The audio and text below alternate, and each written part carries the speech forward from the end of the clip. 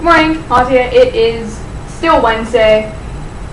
This is Tiffany again. Say hello, Tiffany. Hello. I kind of wanted to continue on what you said in your last video, but you sort of got everything to say, and it was awesome, so that was cool. This week we've talked about why people shouldn't change for other people, and why the government sucks.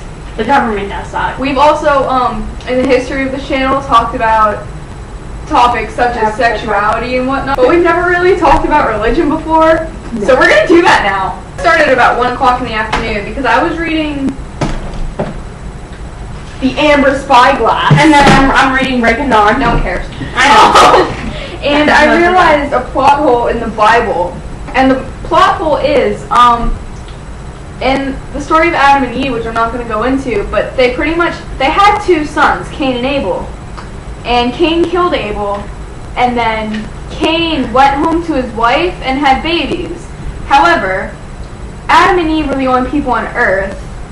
They only had 2 sons, and yet there was a magical wife for Cain. Just popped out of nowhere. That came out of nowhere, and there was no mention of where she came from. It got my attention because I was like, damn, how the fuck are we still alive? Okay, so pretty much in the Garden of Eden, there was the first sin, which was eating the fruit of the tree of the good and evil. And pretty much this all happened because Eve was talking to a snake.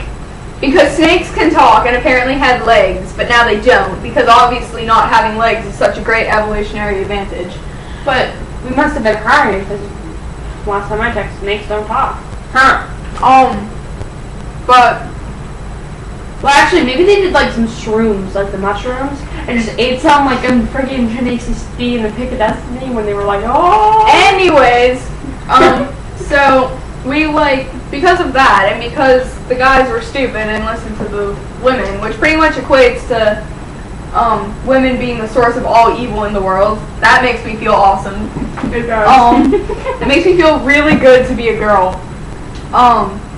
We fucked up our immortality. We used to be immortal, and then the snake was like, hey, you should eat the fruit. And then the lady was like, you should. Okay, let's eat it. And then we ate it. Now we're not immortal, and we have to work, and there's painful childbirth. This is my Bible that we consulted. On to the next page. The differences between the apocalypses. In God's version of the apocalypse, Which is stupid. There's the 4 horsemen, which pretty much goes in order of how the apocalypse will happen. There's the white horseman, which signifies both evil and righteousness. So there's going to be a war between evil and righteousness. And then the red horse is war and violence, and then the black horse is famine, and then the pale horse is just death. We just die. Then there's that other awkward point where the Bible says that transgendered people cannot exist because being transgendered is a developmental problem, and it all depends on how you were brought up. As a point of interest, I was brought up around my older brother. We watched Pokemon all day and Power Rangers. We used to wrestle. We used to fight all the time. So in all honesty, from what most Christians believe, I should be a female-to-male transgender, as should she. Asexual people also cannot date because they don't feel physical attraction. You cannot hang out with a member of the opposite sex unless you are planning on marrying them in the future. Well, so we probably shouldn't be talking at the moment, but we're going to continue talking. God asked Abraham to kill his son Isaac, and the that's important. and the thing is, the Christians perceive this, their God asking a man to kill his only son as a story of God's love. This one quote, Ecclesiastes chapter 1 verse 9, that says, what has been is what will be, and what has been done is what will be done, and there is nothing new under the sun. And pretty much that is saying that everything that will ever be done ever in the history of the rest of the world has already happened. There's Abraham, the same guy that almost killed his son, was apparently married to his half-sister.